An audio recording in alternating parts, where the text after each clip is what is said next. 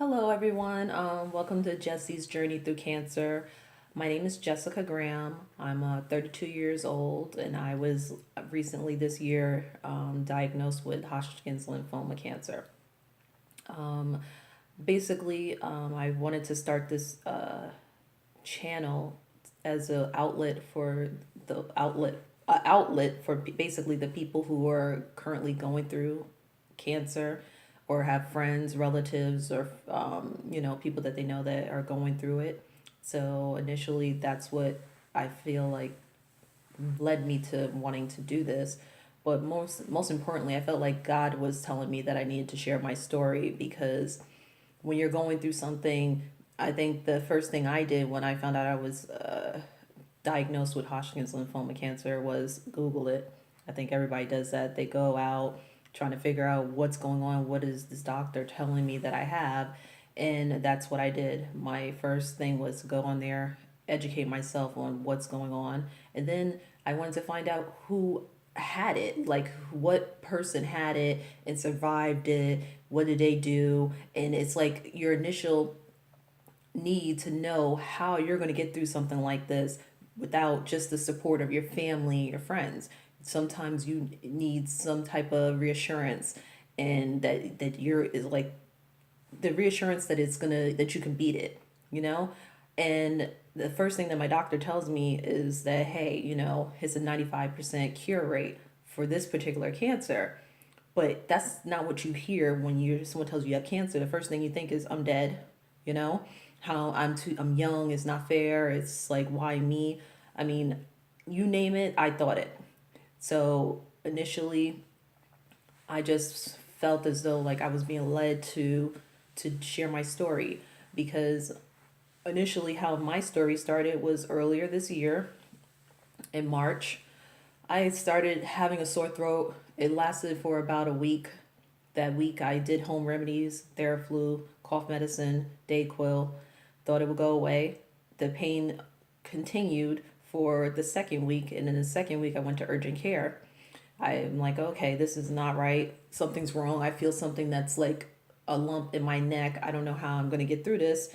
Um, Let me go to urgent care and see if they can tell me what's wrong with me. Maybe I need antibiotics. So I waited 3.5 hours on a Saturday, went, got to see the doctor, and the first thing they tell me is, oh, that your lymph nodes are swollen. Looks like you probably have a cold. Your body's trying to fight off something, an infection or something. So you need to take these antibiotics. Take them for all the pills, and you'll basically be fine. Then CC your basically your primary care physician. So I go back, take the pills. They're making me sick as a dog every single day. I'm running back and forth to the bathroom. And that no one wants to feel like that when you're at work. My bank was in a Walmart, so I'm sitting here. Who wants to have to use the bathroom in Walmart and be sick all day? No one. So for me, I'm like, this is crazy. I go to my primary care doctor after the 2 weeks, and he tells me, oh, continue to take the antibiotics. Looks like, it's like he said, it's just your lymph nodes, they're swollen. You should be fine within that time. Now I'm going into 3.5 weeks, almost a month. I still have the same severe pain. And when I tell you, if I had an adult beverage, I could feel like it was burning. And I'm like, something's wrong. And I'm like, why is there this ball here? This should not be in my neck.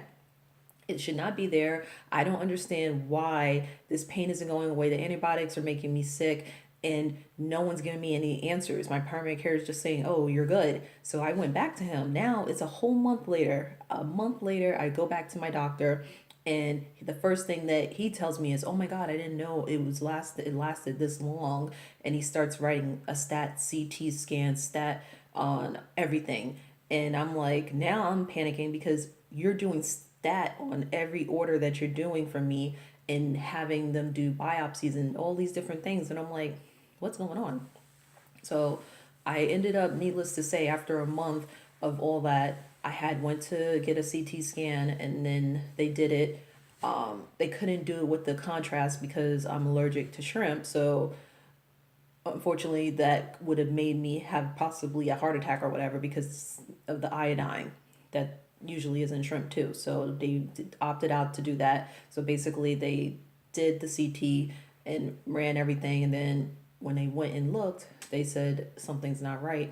we need to get a biopsy because it looked like you had something like the size of a golf ball in my chest, and then it was either my chest and my neck too. So they wanted to see what it was. So at that time, that's when they referred me to an ear, nose, and throat surgeon. So I did that, and from there, they basically did multiple biopsies. And when I say these biopsies, they're needle biopsies, cord biopsies, you name it. I was getting it done, and those joints are painful. I mean, severely painful. You're bleeding. You're in a lot of pain, and it's just like no joke. And they still couldn't tell me what was going on. They kept saying inconclusive, but it was saying sightings of Hodgkin's lymphoma. So they said because of that type of status, they can't guarantee that and say, oh, you have cancer. I need to know for sure. So they wanted to take a larger sample. And being that a lymph node is slippery versus a harder substance, it was more difficult for them to find diagnoses. So with that being said, they was like, okay, let's go ahead and since we've already did multiple biopsies, we're gonna go ahead and just remove it. And if it turns out to be cancer, at least it's gone now. But we don't want to go in there and leave it, and we don't know for sure. We can't give you an accurate diagnosis. So I let them do it. I did the surgery, and it's right here. I don't know if you can see that. Basically, they cut it out, and it was a pretty scary surgery because of the fact that the surgery was literally by my carotid artery. So, if you're going to go in there and you're removing something this big and it's right there by artery, you could have permanent nerve damage, which I do have like numbness to this day under my right here. This is still all tingly from that surgery, and the feeling has not come back. But that's something that they said that I would probably have that forever. But I'm just glad that my face didn't have where my face became paralyzed because they were so close to the nerves. But when they did that surgery, they basically said that it came back, you have cancer. So with that, I was devastated, and I just felt like am I dying? I'm gonna die and things of that nature. But with the support of my family and friends, I've kind of kept my spirits up and my faith in God. I was like, you know what? I'm gonna get through this. The devil's a liar. You're not gonna hold me down. And at the end of the day, you know, I'm gonna do whatever it takes to stand through this. And I believe that it starts with your mind. If you know in your mind that you're healed and that you're gonna get through something, and you condition yourself to say, I don't care what I got to do, I'm gonna beat this, it helps. So that's why I felt like I was led to share my journey with everybody that's out there, so that you can see the ups and the downs of this, but know to keep pushing. And when you see someone who's regular, just a regular person going through this, you don't have to be a celebrity to have cancer, because cancer doesn't care who you are. At the end of the day, if you have cancer, they're going to be like, oh, okay. It doesn't matter. Look at all these celebrities that have cancer and passed away or fighting now. There's so many people out there, and we have to understand that cancer doesn't take no prisoners. It's like, it doesn't matter who you are. So I just know that me going through this, I don't want to go through it alone. I want to be able to share what I went through that day that could help somebody else who may be feeling alone and may not have the support system that I have.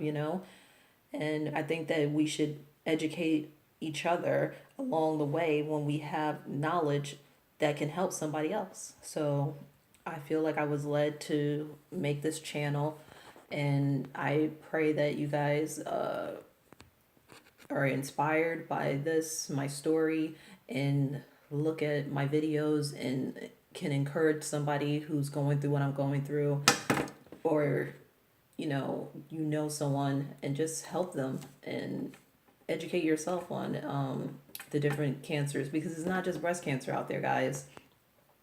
There's a lot of different cancers, and people are fighting them and beating them and winning, and people are winning against breast cancer. But I just wanted you guys to know that it's important that we stick together.